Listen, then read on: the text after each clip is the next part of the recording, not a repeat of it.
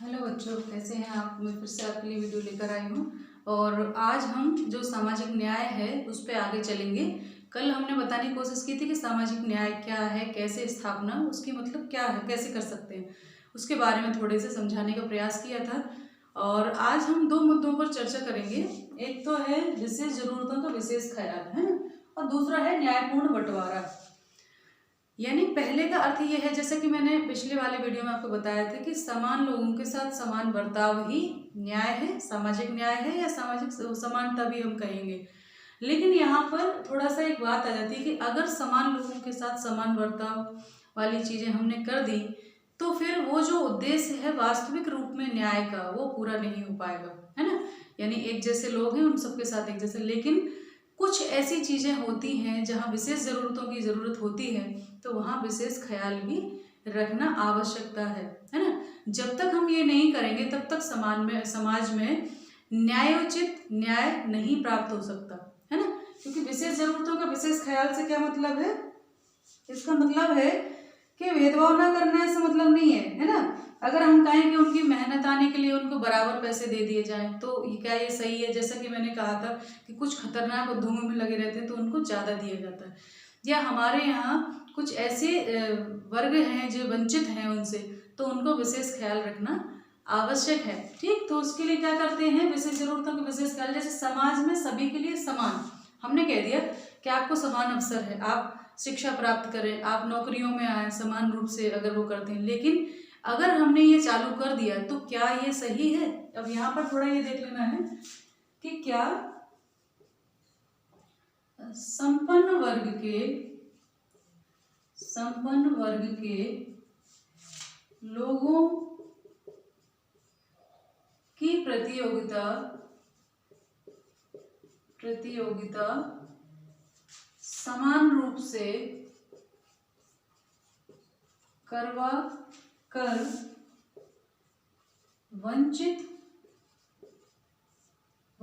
वर्ग भी समान स्थान प्राप्त कर सकता है, समान स्थान प्राप्त कर सकता है। ठीक है, अब यहाँ ये प्रश्न है, इसके उत्तर से आप समझ जाएंगे कि ये क्यों जरूरी होते हैं विशेष ख्याल, है ना। विशेष सहायता के योग्य जिनको समझा जाता है ना। क्यों समझा जाता है, मान लो हम कहें कि हमें 100 मीटर रेस है और उसमें बराबर से आपको भाग लेना है सभी बच्चों को, और उसमें जो है 10 मिनट में आपको पूरा करना है, या जो भी टाइम है 1 मिनट 2 मिनट। तो जो व्यक्ति अच्छा हष्ट बलिष्ठ है ना, एक तो आयु वर्ग का हम कहते हैं कि छोटे बच्चे को बड़े के साथ लड़ा दिया जाए, उसके साथ प्रतियोगिता सबकी कर दी जाए, तो ऐसा नहीं होता ना। आयु वर्ग रखा जाता है ना उसमें खेलों में भी कि इस आयु वर्ग के, क्योंकि एक छोटे बच्चे के साथ बड़ा आदमी अगर कोई करेगा तो कैसे वो छोटा बच्चा जीत पाएगा। इसी प्रकार से महिलाओं में और पुरुषों के अलग होते हैं खेल, है ना। इसी प्रकार से अगर कोई व्यक्ति चलने में अक्षम है या कोई विकलांग इस प्रकार से है तो फिर उसको कैसे वो एक स्वस्थ व्यक्ति के साथ कंपटीशन कर सकता है ना। तो इसीलिए अगर यहाँ ये कहें कि कुछ लोग ऐसे हैं नौकरियों में जो वंचित हैं, जिनके पास मूलभूत आवश्यकताएं नहीं है, पहनने को कपड़े नहीं है, खाने को भोजन नहीं है, कुपोषित हैं, वो कैसे प्रतियोगिता कर सकते हैं इनके साथ। तो वो तो सदैव के लिए पिछड़े रह जाएंगे। अगर हम कहेंगे कि सबके लिए द्वार समान खोलें, हाँ भैया खोलें, आपको जिसको लगे वो करो, फिर तो ये पूंजीवाद लागू हो गया ना पूरी तरह से कि प्रतियोगिता, हमने गला काट प्रतिस्पर्धा दे दी तो जो शक्तिशाली होगा वही विजय होगा। तो यहाँ पर थोड़ा सा विशेष जरूरतों का ख्याल रखना आवश्यक होता है।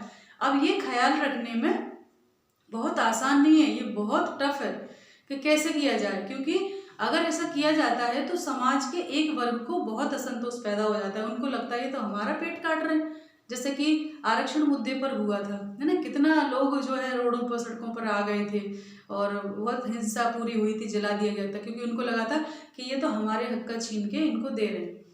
तो ये विवादास्पद प्रश्न है, मैं इसके पक्ष विपक्ष में नहीं जाऊंगी। अभी मैं आपको सिर्फ एक उदाहरण के थ्रू पढ़ाने की कोशिश कर रही हूँ कि इस प्रकार से एक सरकार के सामने कोई भी मुखिया है तो उसको बहुत मुश्किल से बैलेंस बनाना पड़ता है कि जो वंचित वर्ग है उसको लाभ भी मिल जाए और जो व्यक्ति है उनको ये ना लगे बाकी लोगों को कि इनके साथ अन्याय हो रहा है।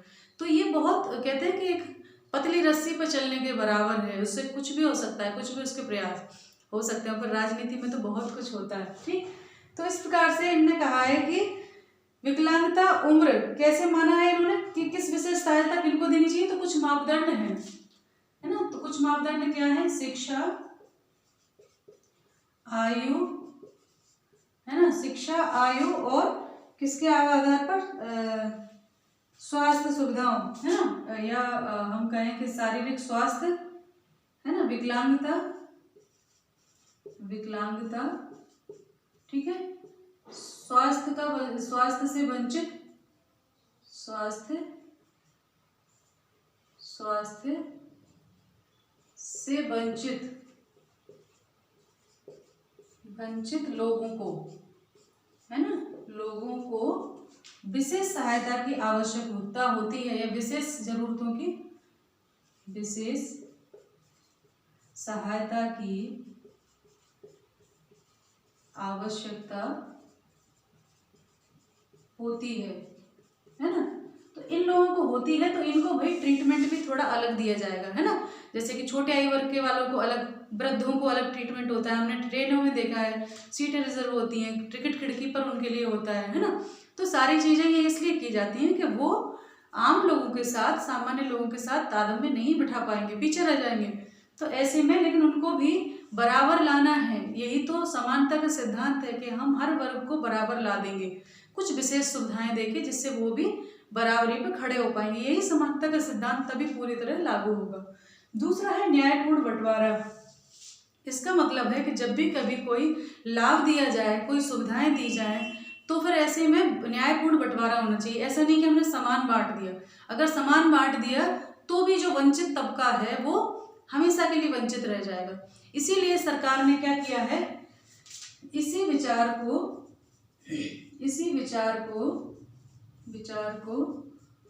पूर्ण करने के लिए कई सरकारों ने भूमि का पुनर्वितरण, यानी जिनके पास नहीं है उनको दे दो, पुनर्वितरण कर दो। उनके पास ज्यादा है उनसे लेके जिनके पास नहीं है उनको दे दो। भूमि का पुनर्वितरण व नौकरियों व शिक्षा में आरक्षण प्रदान किया गया